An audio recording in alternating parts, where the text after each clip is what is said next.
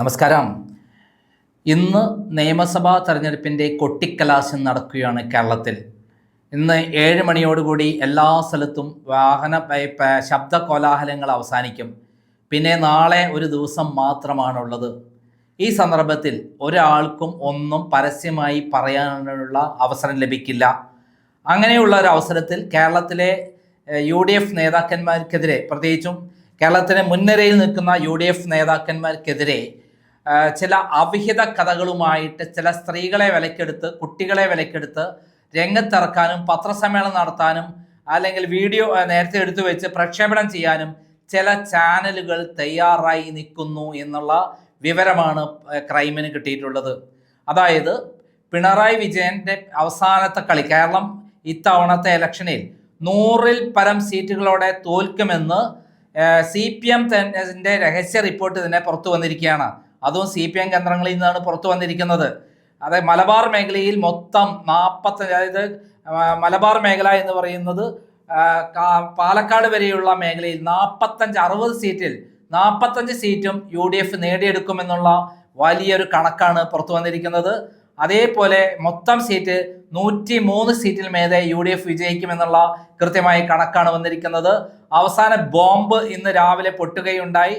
483 പേരെ കൊല ചെയ്ത 2018 പ്രളയം ക്രിയേറ്റഡ് ആണെന്നും അതുവഴി 300 കോടി രൂപയുടെ കച്ചവടം അന്ന് മാത്യു ടി തോമസും പിണറായി വിജയനും അടക്കമുള്ള നേതാക്കൾ നടത്തിയെന്നും മന്ത്രി കൃഷ്ണൻകുട്ടിയുടെ ഒരു ശബ്ദ സംഭാഷണമാണ് ഇന്ന് മാത്യു കുഴൽനാടൻ പുറത്തുവിട്ടത്.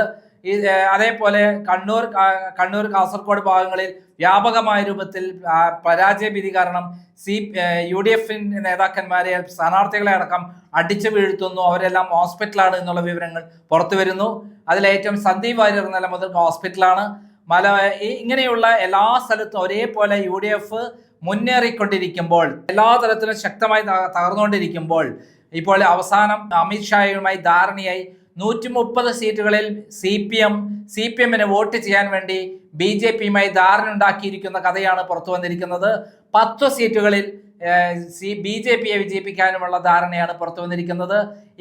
ഇത്തരം കാര്യങ്ങൾ നടന്നുകൊണ്ടിരിക്കുമ്പോൾ ഇതുകൊണ്ടൊന്നും തന്നെ UDF-നെ പരാജയപ്പെടുത്താൻ പറ്റാത്ത വിധത്തിൽ കേരളത്തിൽ വ്യാപകമായ രൂപത്തിൽ പിണറായി വിജയനെതിരെയുള്ള ഭരണവിരുദ്ധ വികാരം ആഞ്ഞടിക്കുന്നതിലുപരി പിണറായി വിരുദ്ധ വികാരം ആഞ്ഞടിക്കുകയാണ്. പിണറായി വിജയന്റെ അഴിമതി കഥകൾ എല്ലാ മേഖലകളിലും ജനങ്ങൾ കൃത്യമായി മനസ്സിലാക്കിയതോടെ പിണറായി വിജയൻ ആയിരക്കണക്കിന് കോടി രൂപ ചെലവഴിച്ച് ചെയ്ത പബ്ലിസിറ്റി ഒന്നും തന്നെ ഏറ്റില്ല എന്നുള്ളതാണ് സത്യം. നരേന്ദ്രമോദി വന്നിട്ട് ഇവിടെ മാക്സിമം പോയാൽ 2 സീറ്റിൽ വിജയിക്കാമെന്നുള്ള പ്രതീക്ഷ മാത്രമാണ് BJP-ക്കുള്ളത്. എല്ലാ മേഖലകളിലും ജനങ്ങൾ UDF-ന് വോട്ട് ചെയ്യാൻ പ്ലാൻ ചെയ്തിരിക്കുന്നു എന്നുള്ള കണ്ടീഷൻ നിൽക്കുമ്പോൾ അതൊന്ന് പൊളിക്കാൻ വേണ്ടി മുമ്പ് ഉമ്മൻചാണ്ടിക്കെതിരെ സരിതാ നായരെ കൊണ്ടുവന്ന മാതിരി ഇപ്പോൾ പ്രമുഖ UDF നേതാക്കന്മാർക്കെതിരെ ചില സ്ത്രീകളെ കൊണ്ട് പൈസ കൊടുത്ത് കൃത്യമായി അവിഹിത കഥകൾ പറയാനും അങ്ങനെ അതിൽ കുട്ടികളുണ്ടെന്ന് കാണിച്ച് കുട്ടികളെയും കൊണ്ട് ഇതേപോലെ കഥകൾ ഉണ്ടാക്കാനുമുള്ള പ്ലാൻ ഉണ്ടാക്കിയിരിക്കുന്നു എന്നുള്ള വിവരമാണ് പുറത്തു വരുന്നത്. അത് VD സതീശനാണോ, അല്ല രമേശ് ചെന്നിത്തലയാണോ, അല്ല മാത്യു കുഴൽനാടനാണോ എന്നറിയില്ല. അതുപോലെയുള്ള പല നേതാക്കന്മാർക്കെതിരെയും ഒരേപോലെ കേരളത്തിൽ ഒരേ സമയത്ത് ഇത്തരം കഥകളുമായി, വ്യഭിചാര കഥകളുമായി അല്ലെങ്കിൽ ലൈംഗികാരോപണ കഥകളുമായി മുമ്പ് ഉമ്മൻചാണ്ടിയെ വീഴ്ത്തിയ പോലെ നശിപ്പിക്കാനുള്ള പ്ലാനും പ്രവർത്തനവുമാണ് ഇപ്പോൾ ഉണ്ടാക്കിയിരിക്കുന്നത്. നമുക്കറിയാം, രേവന്ത് റെഡ്ഡിയോട് ഡാഷ് മോനെ എന്ന് പറഞ്ഞുകൊണ്ട് പിണറായി വിജയൻ പറഞ്ഞതിൻ്റെ അർത്ഥം പിണറായി വിജയന് വിറളി പിടിച്ചിരിക്കുന്നു എന്നുള്ളതാണ്. അതായത് ഡാഷ് മോനെ എന്ന് പറഞ്ഞാൽ നമുക്ക് പറയാൻ പറ്റാത്ത വാക്കുകൾ പലതുണ്ട്. നമുക്ക് ഈ ചാനലിൽ കൂടി പറയാൻ പറ്റാത്ത വാക്കുകളാണ് ഉള്ളത്. ഡാഷ് മോനെ എന്ന് പറഞ്ഞാൽ അവിടെ നായിൻ്റെ മോനെ എന്നാവാം, കൊലയാടി മോനെ എന്നാവാം, അല്ലെങ്കിൽ അതിലപ്പുറമുള്ള പച്ചത്തെറിയാകാം. എന്നാൽ അത്തരം കാര്യങ്ങൾ ഉപയോഗിക്കുന്ന ആളാണ് പിണറായി വിജയൻ ഇന്ന് പരസ്യമായി തന്നെ പറഞ്ഞു കഴിഞ്ഞു. അത്രയും ഏത് തരത്തിലും വിറളി പിടിച്ചിരിക്കുകയാണ് പിണറായി വിജയന്. നിക്കക്കളിയില്ലാതെ ഇരിക്കുകയാണ്. എന്തിന് എൻ്റെ പാട്ട് തന്നെ, പാരഡി ഗാനം തന്നെ, ആർക്കും ഉപദ്രവമില്ലാത്ത പാരഡി ഗാനം വിമർശിച്ചതിന്റെ പേരിൽ എൻ്റെ പാരഡി ഗാനം നിരോധിച്ച ആളാണ് പിണറായി വിജയൻ. പിന്നെ എന്ത് ചെയ്യും? അപ്പൊ എന്തായാലും പിണറായി വിജയൻ മാനസിക നില തെറ്റിയിരിക്കുന്നു, ഭ്രാന്ത് പിടിച്ചിരിക്കുന്നു.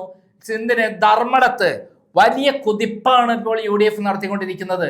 അവിടെയുള്ള റഷീദ് എന്ന് പറയുന്ന പുതിയ ഒരു സ്ഥാനാർത്ഥി അവിടെ ഗ്രാമങ്ങളിൽ അടക്കം പാർട്ടി ഗ്രാമങ്ങളിലടക്കം ചലനമുണ്ടാക്കിയിരിക്കുന്നു.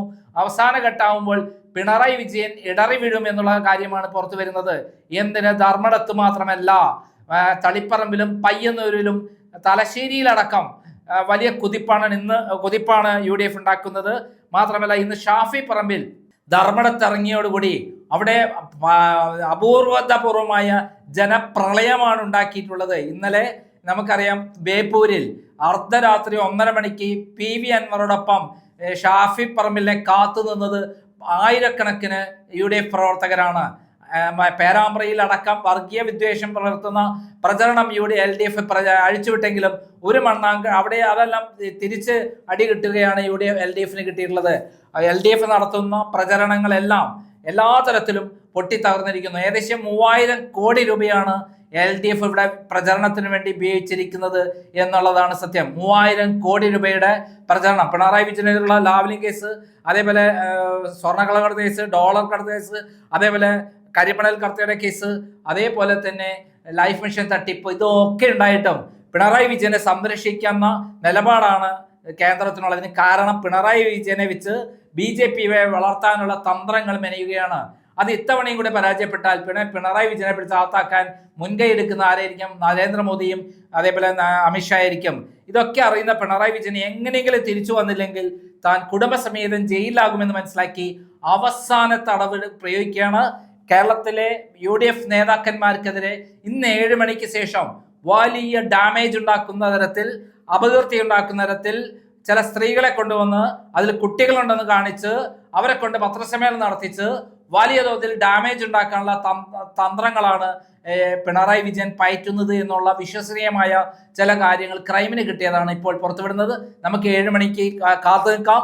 ചിലപ്പോൾ ഈ വീഡിയോ കണ്ടിട്ട് ആ പരിപാടി നിർത്താതെ തൽക്കാലം മിണ്ടാതെ മാറി നിൽക്കുന്നുണ്ടാകാം. നമുക്ക് കാത്തിരിക്കാം. നന്ദി, നമസ്കാരം.